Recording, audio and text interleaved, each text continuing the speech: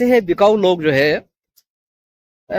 तकरीरें करने में तो बड़े माहिर है। सोने चांदी का तो मेरे को इतना पसंद आया वीडियो, है ना, बहुत जबरदस्त तकरीर करे। तो अपने आका से जाके पूछो कि तुम्हारे आका ने नबी की शान में जब गुस्ताखी हुई थी तब होंठ क्यों सिलकर बैठा था, अब किस मुंह से तुम जो है तो प्रचार प्रसार कर रहे हो, है ना, क्यों ऐसे जज्बाती चीजों के अंदर लोगों को उलझा के रखते हो, है ना। पहले अपने वैयक्तिक चीजें देखो, अपने गली मोहल्ले इधर उधर जो समस्या है उसको दूर करने की कोशिश करो।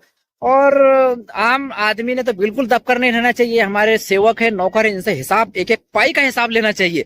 यही मैसेज मैं इस वीडियो के माध्यम से इस विधानसभा इलेक्शन के जरिए मैं देना चाहता हूं कि आप खुद सक्षम बने, अपने आप को मजबूत करें, अपने समाज में, मोहल्ले में हर तरह काम करने की कोशिश करें। घर में बेटे की शादी हो तो कैसे माहौल रहता है, वो दूल्हा दुल्हन तो जो है तो एंजॉय के मूड में रहते हैं ना, उनके लिए जिंदगी का एक खुशी का पल होता है।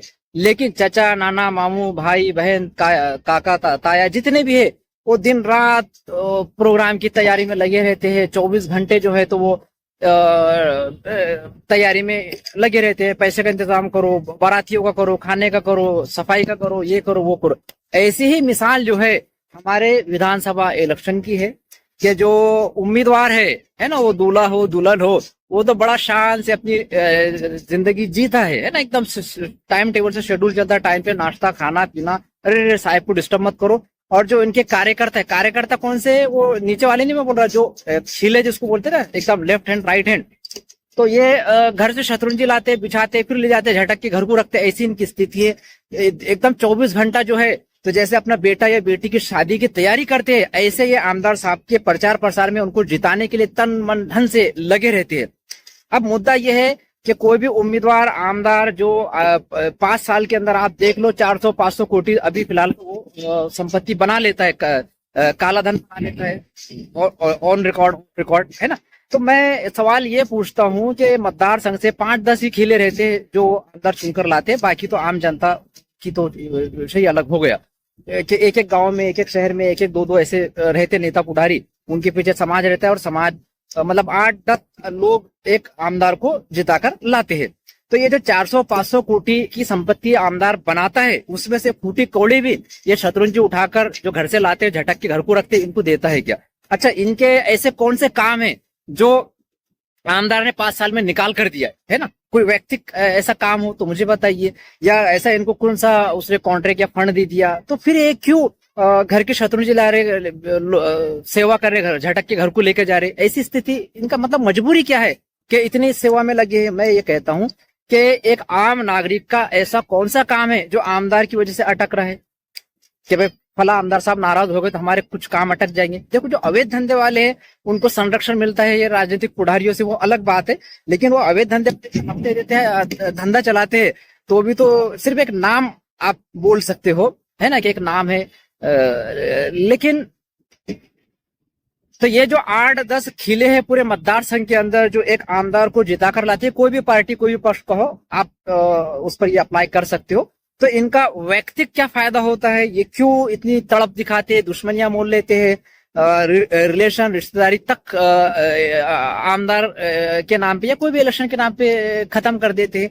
तो ये एक बहुत ही महत्वपूर्ण सोचने का मकाम है कि हमें अभी एक आम नागरिक की मैं मिसाल देता हूं कि जिंदगी में उसका जो वास्ता कैसे पड़ता है ग्राम पंचायत से, नगर पालिका से, पंचायत समिति से, तहसील से, बस इतने भी उसकी लाइफ खत्म हो जाती है। उसके ऐसे कोई बड़े बड़े काम है नहीं कि भाई मंत्रालय से करना पड़ते। तो क्यों हम दब कर रहे, क्यों ये हमारे नाम के ऊपर 400-500 कोटी का भ्रष्टाचार करे और हम तमाशाई बनकर देखते रहे? ये हमारे नौकर है, सेवक है, इनसे हिसाब लेना चाहिए, इनके ऊपर लगाम लगानी चाहिए। आपके ऊपर जब बुरा वक्त आता है तो कोई साथ देने खड़ा नहीं रहता। मैं मेरी मिसाल देता हूं कि मैंने 100 नेता पुढ़ारियों को पत्र लिखा, बाकायदा रिकॉर्ड है, जमदार से लेकर ओवीसी तक, आमदार, खासदार, मंत्री, संतरी, हर किसी से मैंने पत्रवार किया। कोई मदद के लिए नहीं, मैंने अकेले तने तना अपना संघर्ष, अपनी लड़ाई लड़ रहा हूं। अभी मैंने जो है एक 4 लाइन का पत्र आमदार साहब से मांगा था कि मैंने 4-5 साल में जो पत्र व्यवहार किया उसकी स्थिति क्या है, बस इस तरह का आप एक अपने लेटर हेड पर जानकारी मांगिए मंत्रालय से, विभाग से। तो एक नहीं कई आमदारों से मैंने संपर्क करने की कोशिश किया, तो एक पत्र तक इन्होंने मुझे नहीं दिए। तो मैं इनके एक पैसे का दबाव नहीं हूं, तो इनके भ्रष्टाचार तो मैं खोल खोल के इनकी पोल खोल जरूर करूंगा। मेरा हो या किसी भी नागरिक का, व्यक्ति का, कोई भी ऐसा काम नहीं है जो आमदार की वजह से जिसमें रुकावट आती हो, अड़ आती हो कि भाई आमदार ही वो काम करके देता है। इतनी जिंदगी अपनी आमदार के बिना गुजर चुकी, तो आगे भी गुजर, हर किसी की गुजर सकती है। तो हम क्यों किसी से दब कर रहे?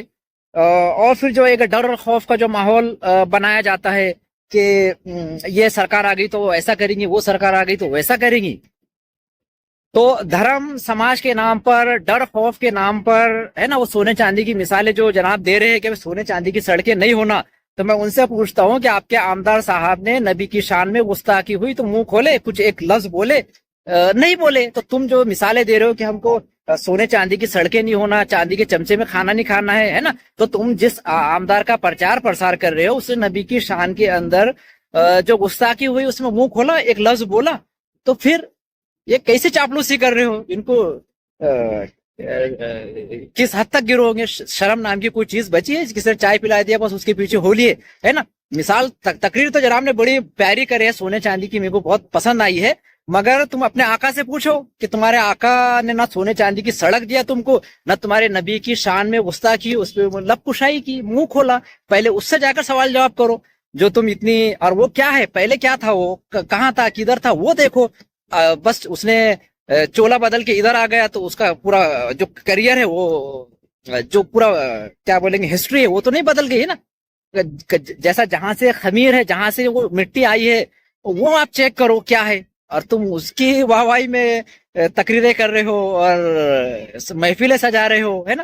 तो ये कैसे है बिकाऊ लोग जो है, तकरीरें करने में तो बड़े माहिर है। सोने चांदी का तो मेरे को इतना पसंद आया वीडियो, है ना, बहुत जबरदस्त तकरीर करे। तो अपने आका से जाके पूछो कि तुम्हारे आका ने नबी की शान में जब गुस्ताखी हुई थी तब होंठ क्यों सिलकर बैठा था? अब किस मुंह से तुम जो है तो प्रचार प्रसार कर रहे हो, है ना?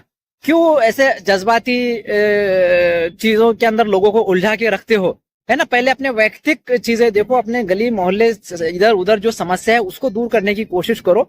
और आम आदमी ने तो बिल्कुल दबकर नहीं रहना चाहिए। हमारे सेवक है, नौकर है, इनसे हिसाब, एक एक पाई का हिसाब लेना चाहिए। यही मैसेज मैं इस वीडियो के माध्यम से, इस विधानसभा इलेक्शन के जरिए मैं देना चाहता हूं कि आप खुद सक्षम बने, अपने आप को मजबूत करें, अपने समाज में, मोहल्ले में हर तरह काम करने की कोशिश करें। जय हिंद, जय संविधान, जय महाराष्ट्र।